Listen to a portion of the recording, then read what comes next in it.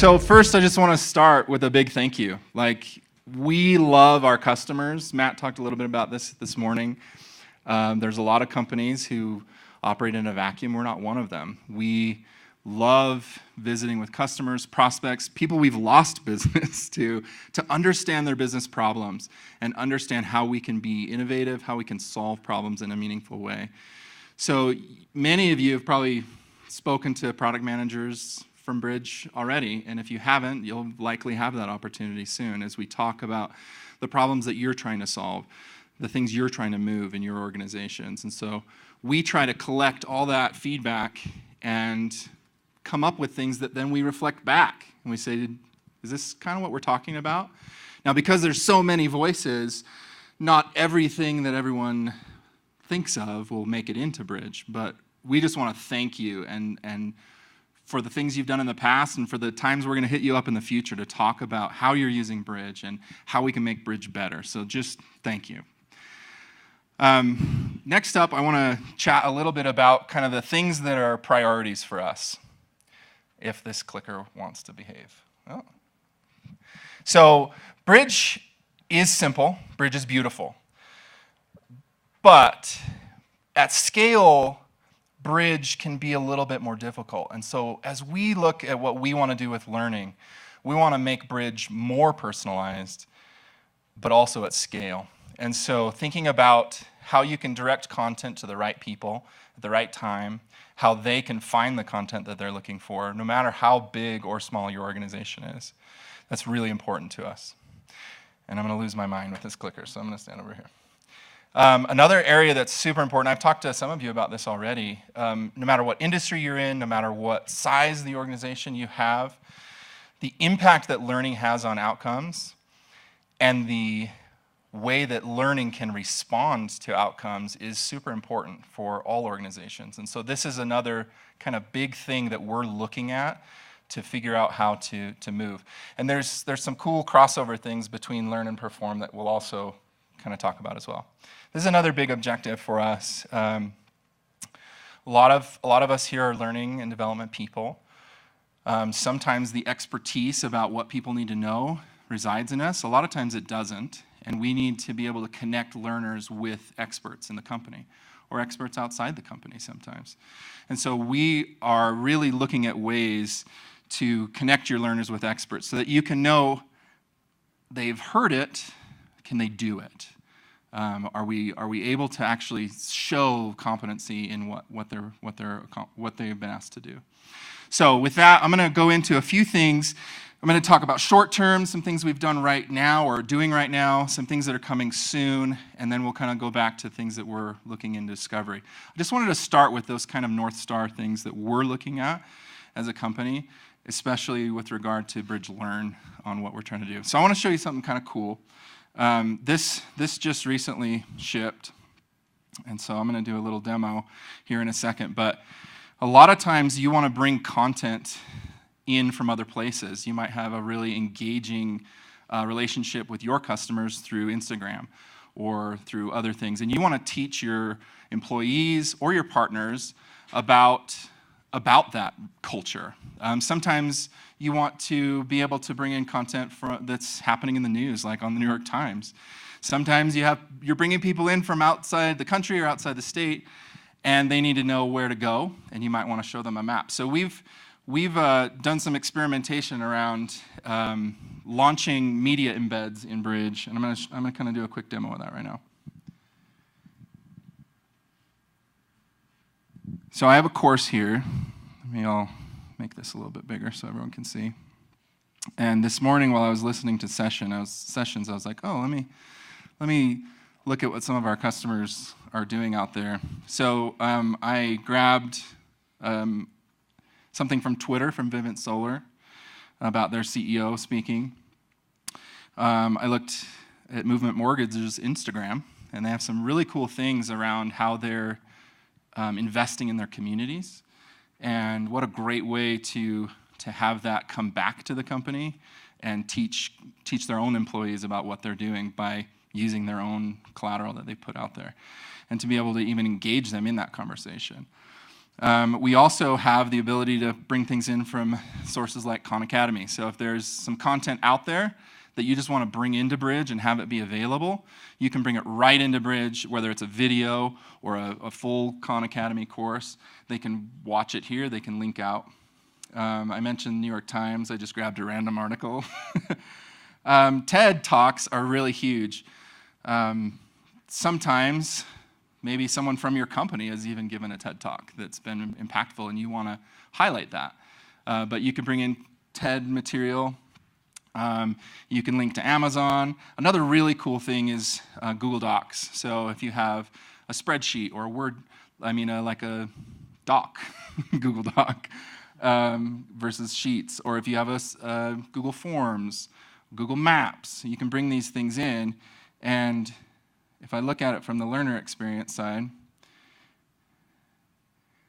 this map is interactive. So it's like I can go do stuff. I can click on things. I can figure out my way as a learner to be able to go where I need to be. So anyway, this is a really exciting feature. And we think it opens up ways for you to be able to even do things like course evaluations within Bridge. And so I'm going to show you how to embed something. I think I have something on the clipboard. So it's that easy. Grab a link from your provider and pop it in there. Pray the Wi-Fi works. And pray that it will load. It recognized it. Let's try that one more time. Let's go to preview mode. The demo gods are not with us right now. Or we could do a live one. So let's go out to Instagram. Yeah, can this get worse or will it get better? Yeah, I'm going to put this down for a sec.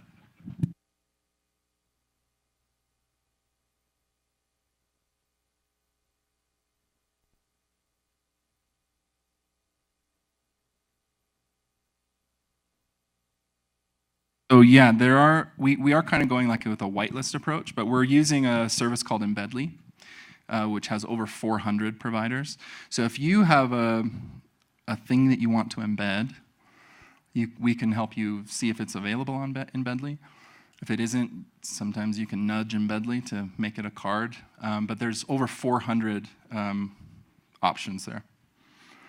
Okay, so we'll try this one more time, and then we'll move on.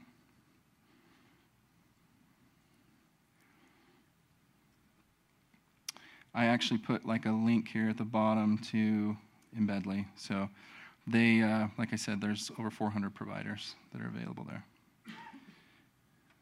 I wonder, it's because I'm in preview. Look at these guys teaching me how to use Bridge. It's awesome. Someone's got to do it, Todd. So boom, there it is. Voila. Okay, so that just shipped. So go ahead and play around with that. Give us some feedback on it, and tell us what you think. I'm gonna get back to the slides. What are the next steps for that? You mean for you or for us? For us. So jump into Bridge. If you're following the release notes, there's a little article about some of the providers. Was that your question? I was looking away. Okay, sorry. And it'll list some of the providers, and just go try it out. So you just go into the editor, you have the URL, you paste it in, hit enter, and it goes. You can also click the media button where you upload media, and if you put in the URL there, it does the same thing.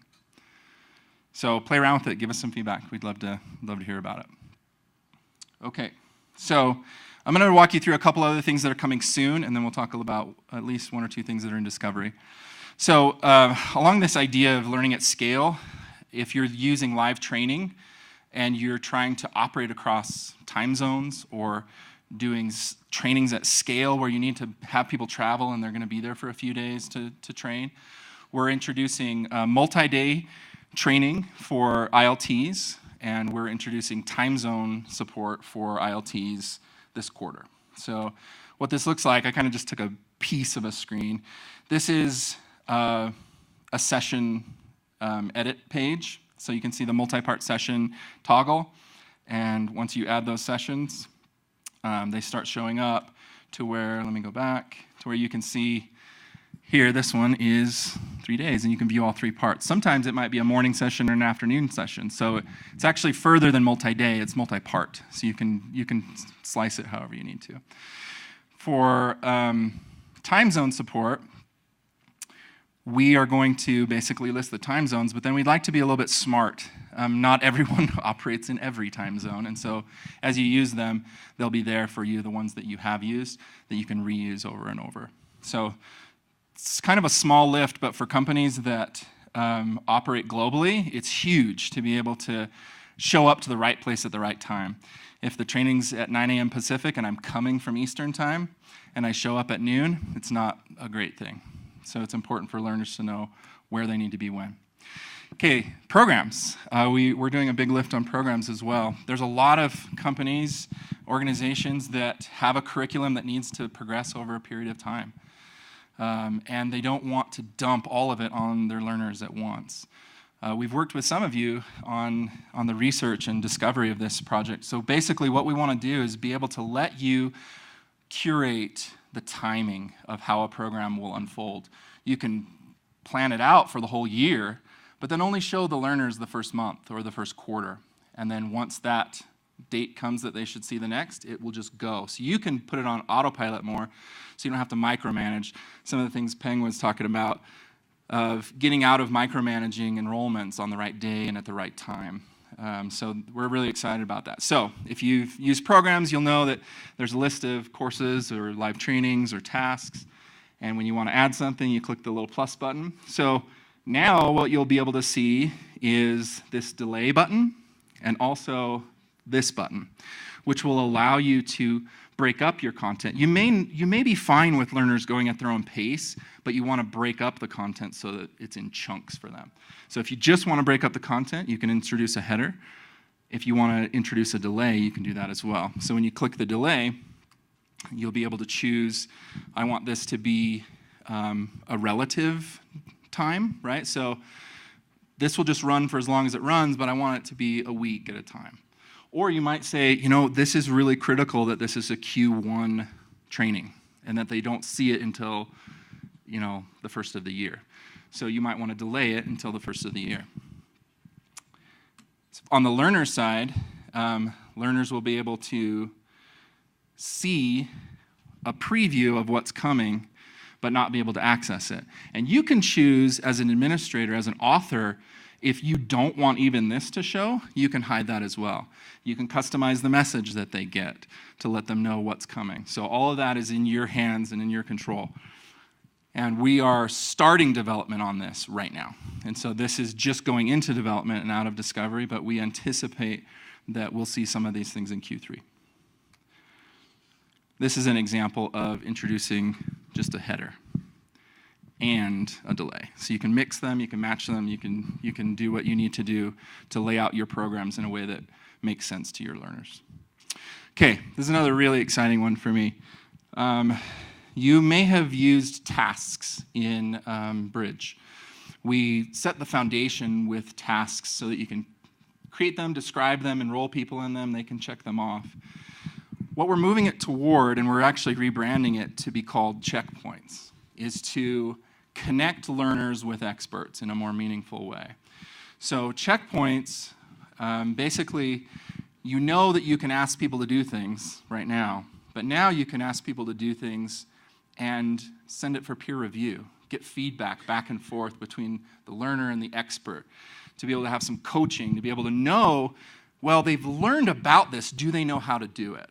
And so you can facilitate even face-to-face type interactions that are then recorded in the LMS with a record.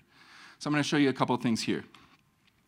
So this is kind of a familiar screen for a task, but we're introducing this requires approval option. And so as we look at the options here, I can set it to manager, which means if I'm enrolled as a learner, it will go to my manager. If you're enrolled, it will go to your manager. You don't need to direct traffic, we'll do it for you. So it'll go to the person that you want. Sometimes there's an expert in the company that really every one of these should go through this person. And if you need that option, you can choose the individual approver. Or there's a group of people. So we're going to build on our smart groups, our groups features, to be able to say, I need it to go to this pool of people. And once the learner submits that checkpoint, then the group will be have that available to them, and they can choose to become the approver for that. So it's kind of like a pool, but then one person will elect, I'll take this one, I'll approve this task. Any questions on that? Okay. So for the learner experience, there's a little video. So I'll kind of like have it run, and we'll talk about it. So as a learner, I'm in a program. I see that there's a checkpoint for renewing my license. So I go in, I can see what's required of me to do. We'll also be providing, and these are kind of new things, some resources. So there might be a form that they need to use. There might be an example that they need to follow. And so you can provide those resources as an author to them, and you can ask them to provide something back. It might be the same thing. It might be something totally different. You might be asking them to do a sales demo and record a video of themselves. You might be asking them to fill out a form. There's all sorts of examples. They upload it, then they submit it to their approver, adding a comment if they like. Now let's look at the approver flow. So as an approver, if this is kind of a dynamic menu item, if I'm designated as an approver, I'll see this in my bridge nav, and then I get to look at the task. If there's multiples at the top right, I can go between the learners and see who else has submitted tasks. I can view the evidence that they've provided. I can see what they commented when they provided the submission. I can even add my own evidence. Perhaps we had a one-on-one conversation, and there was an artifact from that I want to attach to this checkpoint. I can do that as an approver and add that to the record.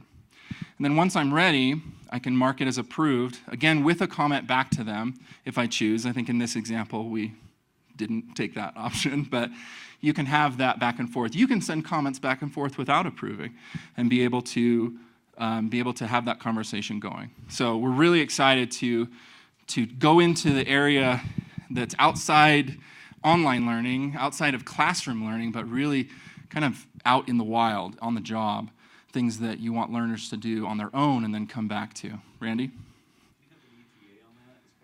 Yeah, good question. I'm glad you asked that. Because everything you saw, the approval, choosing an approver of any of the types, the approval workflow is all probably within the next month. And then the evidence stuff is right on the tail of that. So you'll be able to initially, in this quarter, be able to have that person-to-person interaction, but we won't be able to attach the evidence. And then hopefully towards the end of the quarter, we'll see, but it's the next thing that we're doing on this team, you'll be able to attach the evidence. So it's really, really exciting. Go ahead. Are you looking at nested approvals? So you have multiple approvals inside of one group, or would you just have to build out separate? So like once the approver approves it, it actually goes to another escalation level, or? So like get your driver's license and then take a road test. Oh, gotcha. Yeah. So we are actually looking into that. So this is kind of as far as the horizon is for things we've said, like, we're doing that. That's going to ship. But we are looking at checklists of things. Right now, you could do that in a program very easily. You just say, here's the certification program for this. I want you to go take this course, go do your practical, then go do your in-person, then go, you can stack the tasks right now. But we are looking at that. And we're excited to talk to you guys more about the things that you're discovering you need. So yeah, we're excited to keep the conversation going. Cool. Okay, I'm just going to give you a little peek. I want to save some time for Matt to talk to us about Perform. So some of the things that we're looking at for discovery, I'll just give you kind of a little taste of things. If you're on the community site, we try to publish the things that we are looking at, and we invite your participation. So this is like a little screen grab from the community site. I'm going to talk a little bit about content management, but there are other things that we're in discovery on. And so you can talk to your customer success manager if you're interested in talking to us about these things. So here's an example of one thing that we're working on. Imagine that when I want to enroll people in things, I don't have to go to the content, but I could go to the audience. So I go to this new hires group, and I can say, well, this group actually probably needs these 3 or 4 things. You can't do that today in Bridge. Nor can you say, how important is it for these people? Do I want them to just have access to it, or is this mission critical for them? Or because of the attributes in the group, I recommend this, but I don't require it.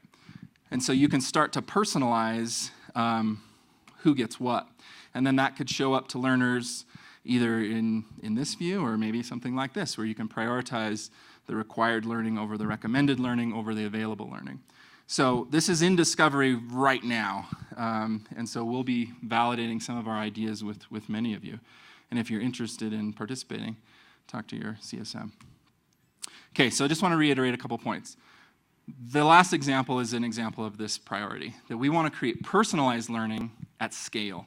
So regardless of the size of your organization, you can hone in on the audience you're looking for, and that Bridge can provide you that laser focus, both from an administrator side as well as the learner side, to be able to chart my own path a little bit more of what do I want to learn about. We really care a lot about impact on outcomes. This is one of the things that's just right on the horizon for us that we would love to start talking to you about. It came up in the session with Brett about what were your goals with this rollout, and then how do you know if those things happened? That can happen at an organization level. It can happen at a job role level, and so we're interested in talking to you about that. And then this idea of connecting learners and experts, as you saw with checkpoints and beyond. So those are the things we're looking at. Bridge has always been simple. It's always been beautiful. But we're trying to make Bridge a little more enterprise without giving up the things that we already love and value in what Bridge does. So with that, I'm going to hand it over to Matt Maservi and most anticipated demo. And he's got his own mic. So Nice job, Todd. I think most anticipated because there's a pretty good chance I pass out in the middle of this demo at some point. I don't know who the triathlete genius was that decided to have this in the clouds, but we should consider San Diego next year or Vegas, where the buffets are at. Yeah, see, let's hear it for Vegas. So, yeah, usually I have to do slide prep and presentation prep, but this was the first conference I've been to where I feel like I need to do more cardio. So, okay, just show of hands. Who's Instructure employees in here? I want to know how many customers we got here. So not too many. Okay, current or existing employees. Show of hands. Who's been through annual performance reviews before? Okay, all right. Keep your hands up or stick them up if you're really looking forward to your next one. All right, Kate, either you're not paying attention or she's nuts. You're the triathlete that proposed Keystone, right? You like pain? Okay. So, why perform? Why Bridge perform? So there's a lot of data, and I'm going to summarize kind of at a high level, but there's a lot of data and there's a lot of customer sentiment that says the annual performance review is dead. Instructure is a learning company. Instructure wants to change the way people learn. And I think we've done a good job of that with Canvas and with Bridge Learn. How do you truly learn a skill? Do you learn a skill in a day or in a week in a course? No? Okay. Skills come over time. Skills come with practice. Skills come with constant engagement. Skills don't come instantly. They don't always come easily. They don't always come cheaply. Skills are something that are taught, but then they're developed. And so Instructure wants to move into this concept of this continuous performance review, continuous performance improvement. This is not a new term by any stretch of the imagination. Believe it or not, despite my horizontally challenged status, I come from the world of athletics, and this is native to us. You learn a skill, and then you practice, coach, and mentor that skill. So coaches are watching you constantly. You hit the field, you run, you jog, you shoot baskets, you write code, you teach, you develop courses, and you engage, and you constantly hone that skill, and then you analyze that skill. You check or assess. Does he know how to do this? Is he there? And if he's not, you loop back through. You teach, you coach, you practice, you hone, and then you assess. And if he's there, then you teach a new skill and you move on. So skill improvement is this ongoing process. It never stops. And the annual performance review just does not take care of that. Imagine the NBA. Imagine if we played all the games with no score. Imagine if there was no winner or loser, and at the end of the year, the coach got together with the player and said, all right, how'd the season go? Nobody would know. Okay? Who thinks annual performance reviews work? Nobody, okay? Your data and your experience mirror exactly what the industry has said. Now, what are annual performance reviews? What are they for? What are they really used for? Not what they're supposed to be. What are they used for? Yeah, that's exactly why. They're not even used for what they're supposed to be. They're not about developing employees. They're not about being better at your job. They're about, okay, how do I convince my boss to give me that 2% annual cost of living increase? And his boss is like, oh crap, my boss only gave me $50 this year. How do I justify not giving a 2% raise this year? I always kind of jokingly said my annual performance review is my review of November. My particular sport was football. If you know me very well or get to work with me, you'll realize that. My memory is a little flaky. That's an understatement. Here's my annual performance review process. Like, I remember there was this thing in November. I felt like we were busy in October. No idea what happened before that. Not a clue. So it's this terrible, terrible process. So let's look at performance management. This is something that is going to change the way we do learning. Awesome. We're here. This is also going to be the first time you see, tap to click is not turned on. This is going to be sort of hard. This is the first time you're going to see that evolution, that change where we take learn and we develop it into constant engagement, where we teach a skill with learn, and then we coach and we manage and we mentor, and then we assess. First thing I want you to notice, just for point of orientation first. Along the top, you're going to notice that we're now part of a suite. This is called the workspace switcher or the app switcher. We haven't really decided. And what you're going to see is you're going to see a change from features and functions into usable roles. This is how jobs work. You're also going to notice that this area up here, this app switcher, is pretty flexible. You're going to see more products rolling. Matt alluded to that earlier. Perform's not the last product in this continuous improvement area. You're going to see a lot more stuff rolling in. On the left is my career. This is where you get your stuff. Who here is either currently or has been a manager before? Lots of you, okay? You know it's sort of a schizophrenic role. Sometimes you're you and you're working on your skills and you're doing things you need to do, and then sometimes you're managing teams. Stick your hand up if you know everything your team's working on today. I would have been shy. She knows. She's OCD. Or has I? Yeah. You're OCD, you have eidetic memory, or you have one team member. There are no other answers to that question. Next one is my team. This is where you go do your management stuff. If you're being a manager, if you're trying to check in, if you're trying to figure out what's going on with your team, that's the dirty little secret. Who here has managers? Everybody, really. Even the CEO has a manager, right? He's got a board. That's the dirty little secret is you come up and you're like, man, what if I do this? My manager will care. Your manager has no idea. He has no idea. I have a terrible time knowing exactly what my people are working on because I've got my own fires to put out. And B, I don't know if this is kind of old or I have head damage or what, but I can't remember which one of the teams working on that thing. And I know they all think I'm brain dead because I'll be like, now, are you working on that thing? Like, we just talked about this last week. I have one lady that works for me. She's got a really, really great memory, and I know she wants to strangle me. Luckily, she's only like 100 pounds, so I'm safe.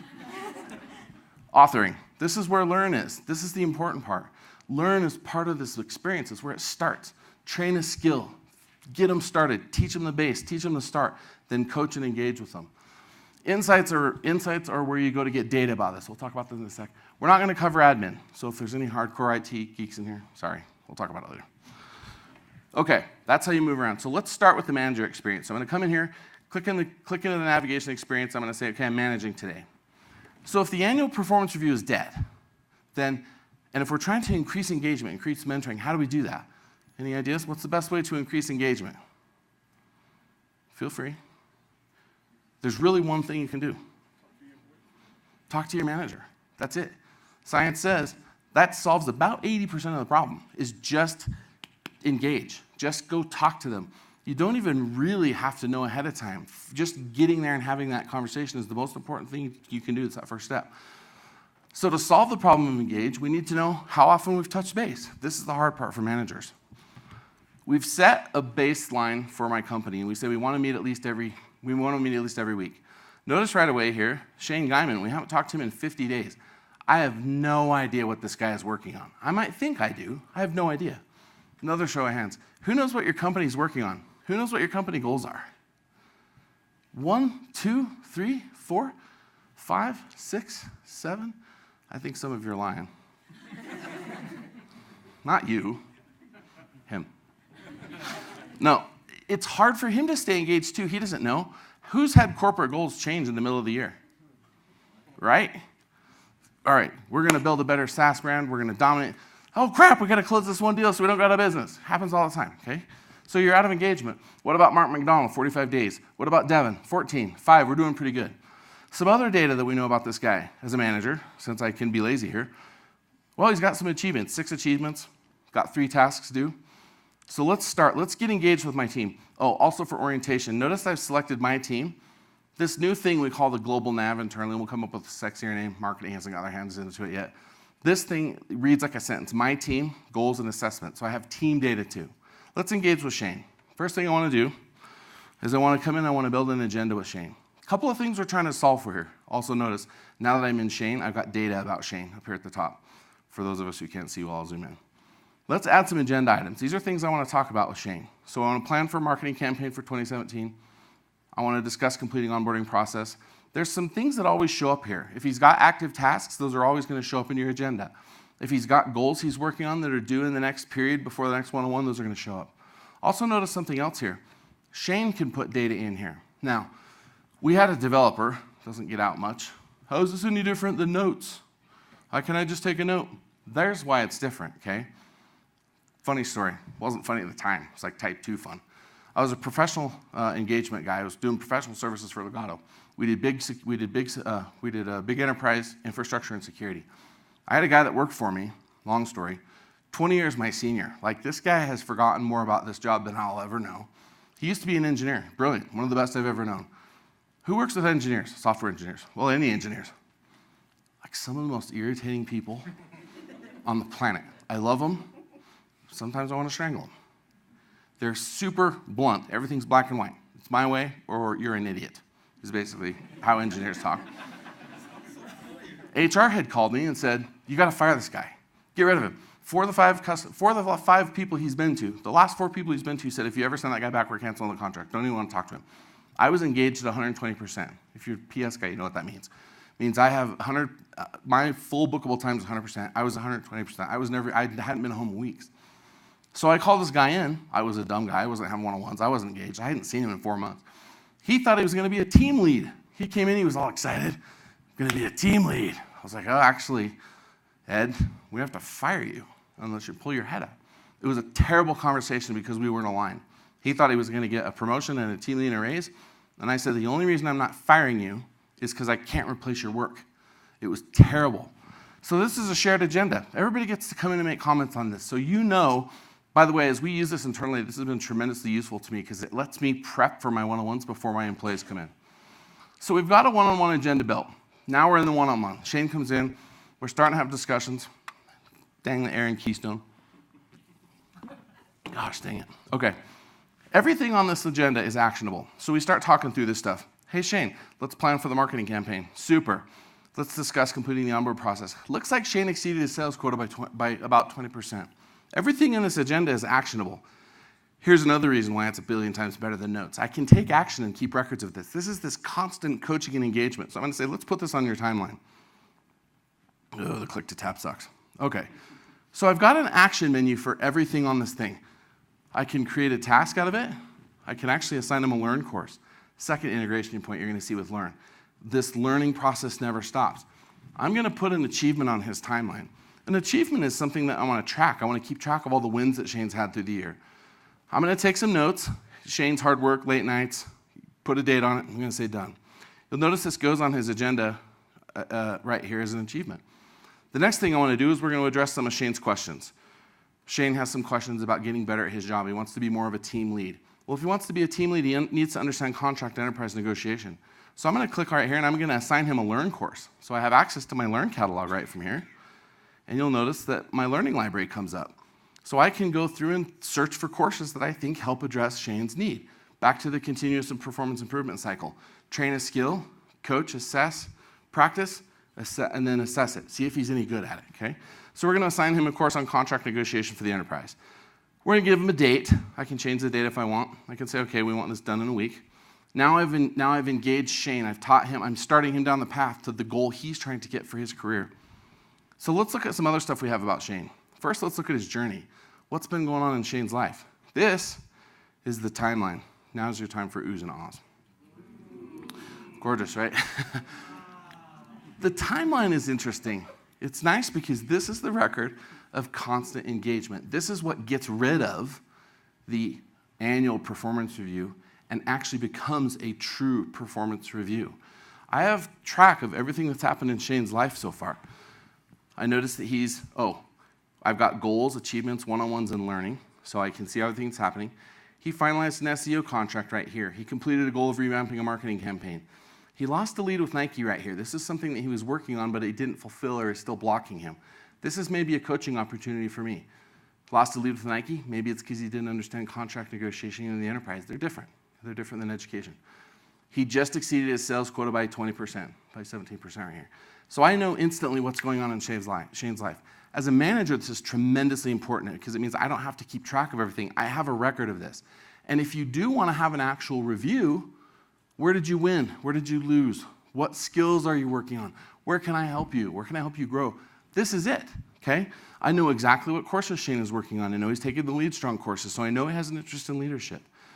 He's now assigned contract negotiations in the enterprise. Look at his one-on-one cadence. This is Shane's journey. This is all the things that he has. I also have a list view of this, and I can also kick out a summary or a report. So Shane can actually go and kick out a report of this on a monthly, quarterly, semi-annually, annually basis and put it right on the one-on-one agenda. So we can walk into an agenda, and it'll have a timeline report, and I can click on that as a manager and load a view of this and say, Shane says, look at all the classes I've taken. Look at all I've done. I think it's time for me to take a step up. As a manager, I can look at that and say, yeah, you've really grown here. You've really mastered these skills. It's time. It's time to move on, okay? What else do I know about Shane? Well, let's start on the left. We already know about learning. So I have all the stuff that Shane's working on in his Learn catalog. Sorry I keep zooming in and out. I'm trying to make it easier on you guys to see. If it's making you sick, I'll stop. This is all the stuff Shane's working on. At a glance, I know exactly what he's learning. Again, it's that second point that you're going to see where learn and perform work together. It's a holistic process of training, constant engagement, coaching, and progress for both of you. What else do I know about Shane? Goals. This is an important one. I know what Shane's working on. This is kind of a big one. This was something that we kind of tested on and off through the PVT process, and people kept telling us it's important for us to know two things. First, as a manager, I know instantly what Shane is working on, instantly. Second, for Shane, he has the opportunity to align those to company goals. When Shane creates a goal, he's prompted or given the opportunity to align to a company goal. How does that benefit Shane? What are we solving for there? Shane knows exactly what the company is working on. Has anybody ever done a big project and found out it wasn't utilized? Everybody, right? Makes you want to strangle people, right? My boss is getting increasingly worried, like, this guy is a violent person. It's super frustrating. Why? Corporate priorities have changed, okay? I know if my goal isn't in support of what a company is working on. I know right away. And if they remove or change that, I'm alerted. So I know as an employee what's important to the company. More importantly, the company knows what the employee is working on. Is that important or not? Okay, let's look at one other thing that's really important. Assessments. So this is kind of the last part of that constant performance improvement loop. How is Shane doing? We can send out assessments to anybody that Shane works with. They can be sent to his peers, they can be sent to his manager, they can be sent to people that report to him, whoever. And we can assess him on skills that he's trying to learn. Shane's pretty good at visual design. He's struggling at discovery. Now maybe there's a reason. Maybe he's new. Maybe that's not his natural skill set. Talent experts will argue that where you're good is actually a natural affinity for those types of things. And you may be, by birth or by design, good at some things and not good at others. Some of us are very, very good at certain things and others are not. And it may be an area for Shane to focus on. So as a manager, I know right away, here's an objective view of how Shane is at that skill. I also have access to old data. I can see, okay, he's made a lot of progress here from the last one. This is really important. I also get some data about Shane. So here's comments. These comments are obviously anonymous. They can mark them as manager's eyes only if they want. But it gives me a really, really good snapshot of where I need to apply coaching to Shane to help him to progress. Now, what if Shane isn't super good at discovery? What do I do now? Managers, who's got time to mentor your employees in all the skills they're bad at. Doesn't surprise me at all, right? You have your own deals. Everybody thinks this managers sit around like managing you. Managers have these huge fires to put out, bigger fires than you've ever dreamed of, every day. So how do you train your employees? What if they're bad at what if they're bad at discovery? Now what? What do you do? What's the best way to fix this problem? Especially if you're like me and don't like to burn too many calories doing stuff. You pair them up with someone who's good. So let's drop out of Shane's record right here and let's go see who's good. I'm going to drop out. Notice I'm back to my team. Let's go look at the team assessments. Okay, look at this. This graph look familiar to you, learn people? Yeah, it should. So let's look at this skill. Well, Shane is struggling at this skill. Guess who's good? Aaron's really good at this skill. What does this solve for me? How does this help me as a manager? Well, A, I don't have to spend the time coaching him. Who's ever been coached by their manager before? Painful, right? Even if it shouldn't be, there's this weird, oh man, he thinks I'm an idiot because he has to teach me this. And the manager's like, no, I love this guy, he's fine. But you always feel like, oh, I should already know this. This solves two problems for me. It lets me let Shane learn openly. It also helps me with succession. It helps me develop the skill of Aaron. It helps me develop a team lead. It helps me develop a mentor. It helps me develop, if, heaven forbid, I drop dead of a heart attack in Keystone, Colorado because it's 9,000 feet and I'm out of shape. Who's next? Probably Aaron, right? That's huge. All right. What else do we know about the team since we're at the team? Team goals. What's aligned? Oh, here's all the stuff my team is working on. Oh, this one's overdue.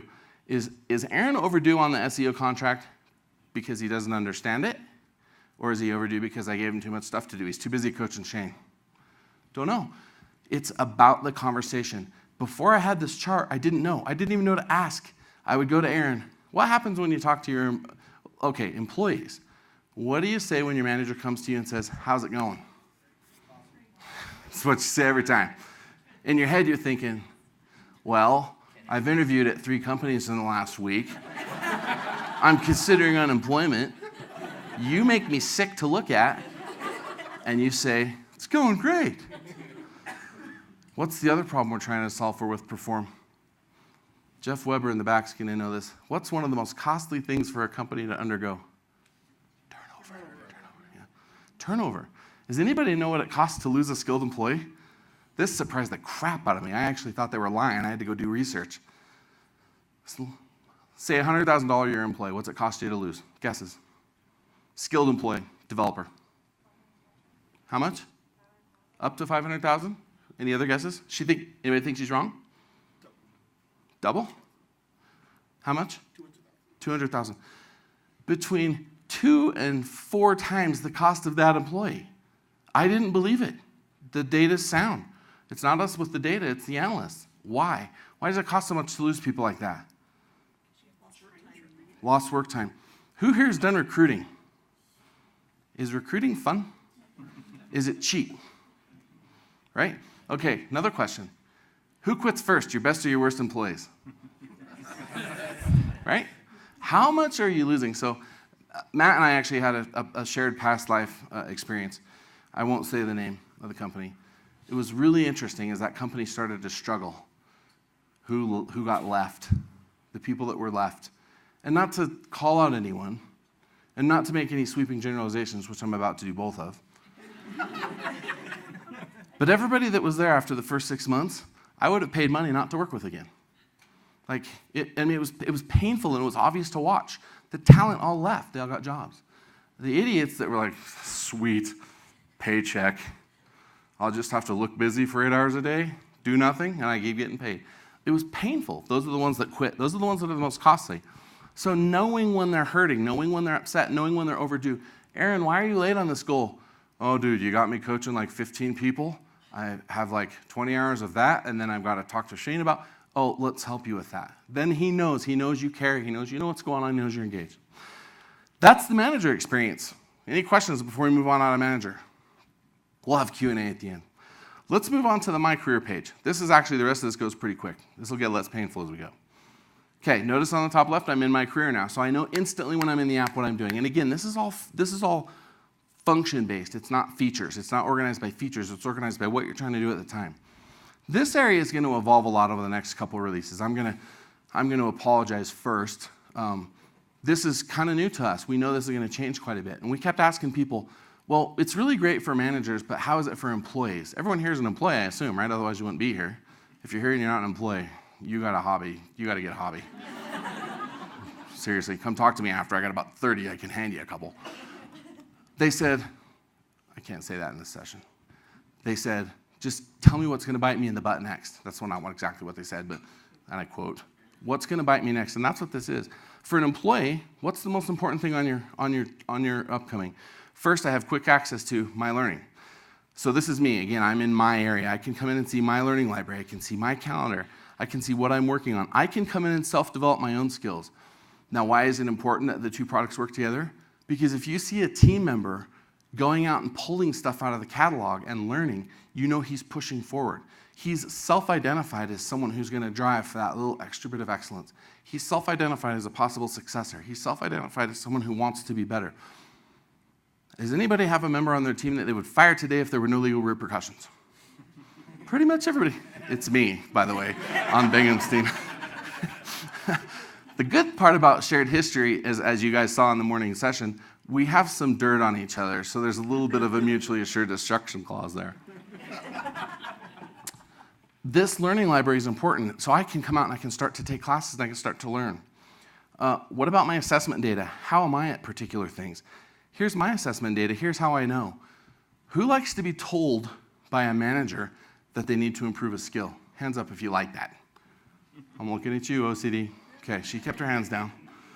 Nobody likes it. Nobody likes to get caught off guard. How much better would it be if you could send your own assessments out and say, tell me how I did on this. Tell me how I am at this skill. What if you could send project-based assessments? What if I could send an assessment when I'm all done to Matt and Todd and the guy running AV in the back and say, how was that presentation? Did I stay in the light? Which, by the way, I've been instructed this is bad.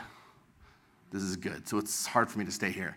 I would get a bad result on staying in the light and a good result for staying on the light. I find out ahead of time and I don't have a boss come tell me, man, you're terrible at presenting. I would hate to do that, right? Self-assessment data is important. The ability to get constant, continuous feedback. Who likes getting feedback when you get to pick who and where and how and why? It's good, right? It's good when you know. That's been something that's hard for me as an old guy to like understand how helpful that really is like get ahead of the curve, right? Do your own development. Maybe the coolest thing in my career outside of this stuff is this thing. This is my one-on-one data. So the one-on-one data is my one-on-ones. I have one-on-one with my manager, but I also can create ad hoc teams. So often you execute business with people that are not in your team. They're not in your direct upstream reports. They're outside. You can actually go and schedule one-on-ones with anybody. So in the first release, you can go pick one-on-ones. We'll actually add the ability to create and manage your own virtual teams. Who's heard the term dotted line team? Corporate bingo, right? That's a term, it's common. It's super common. Something like, Pope knows what I'm talking about. I cut a word out of that, by the way. If you ever play that game, it's hilarious. Come talk to me later if you know what I'm talking about. One-on-ones and team management is really important. It lets me track business and track executables with other people in the business.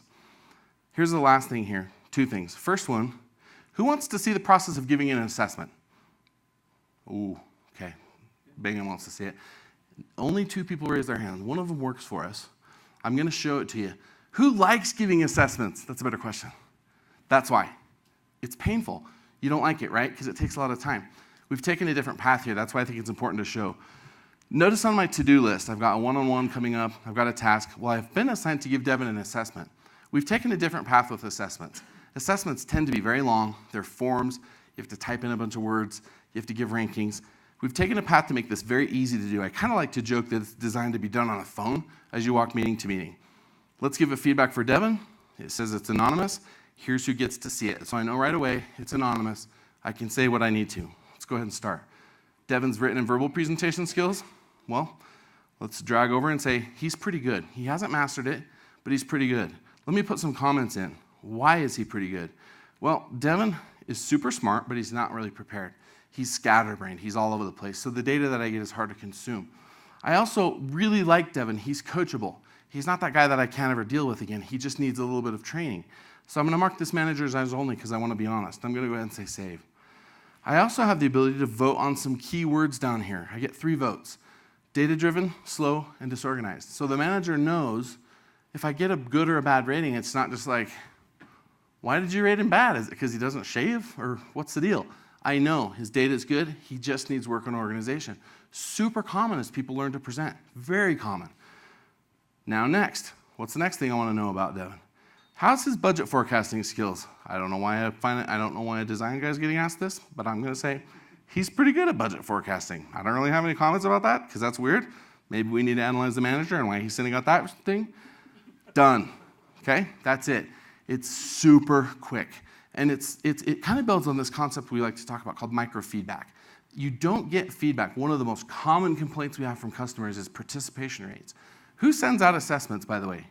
Has anybody ever done it before? Can anybody tell me like kind of what their participation rate was? What's your Great rate was maybe 30%. great rate with that? He's right in line. What would you think your kind of average across the board was? 15 to 20. Yeah. Anybody else participation rates differ from that? Yeah, real common. People are like, I don't know, we got like maybe 10% on a good day.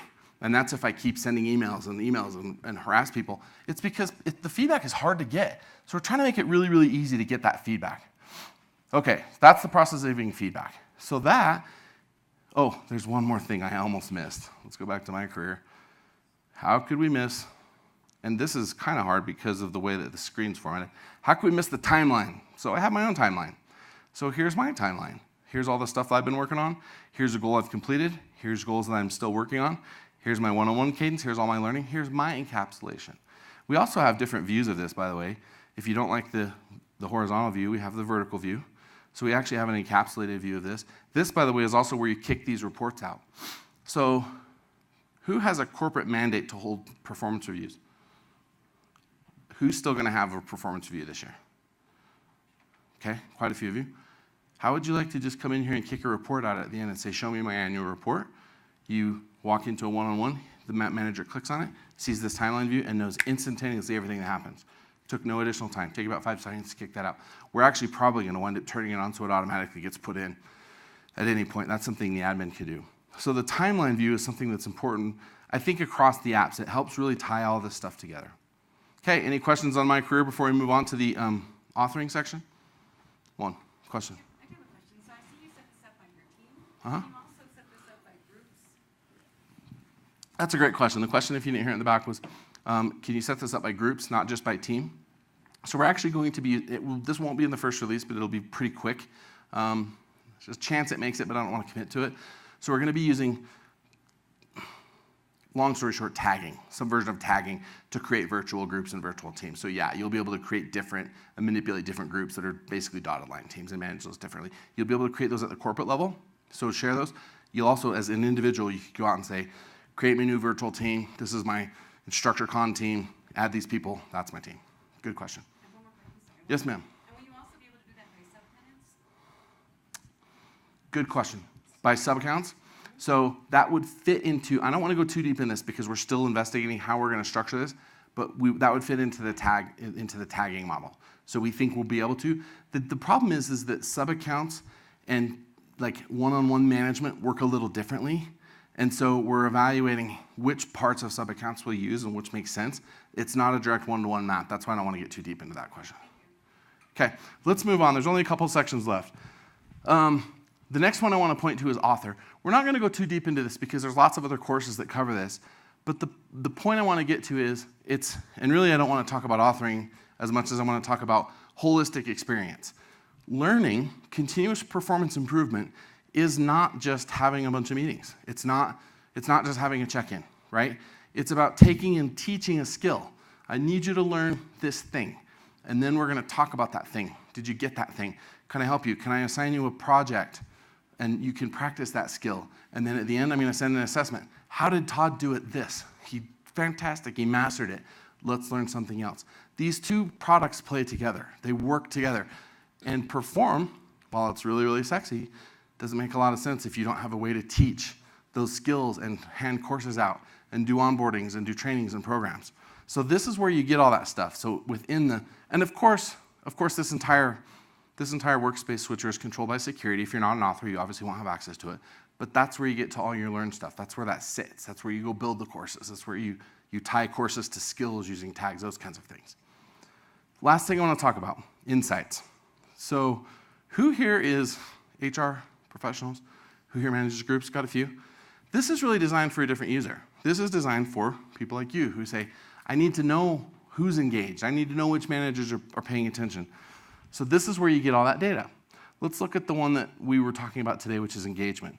Who's engaged? Who knows what's going on? This chart tells you how often people are holding one-on-ones. You can see, I don't know how well you can see it. That's actually a pretty good projector. Is this our projector? We should buy this projector. Every other projector I do this on, it's like purple and gray and some weird chartreuse color. Anyway, good projector. This tells me right now, in Albert's circle right here, he's meeting pretty regularly with these guys. These guys are engaged. Do you think these guys know what's going on in the company? No. So what do you want to do? You want to talk to this guy right here. You want to talk to Winnie Shelton right here. Good name.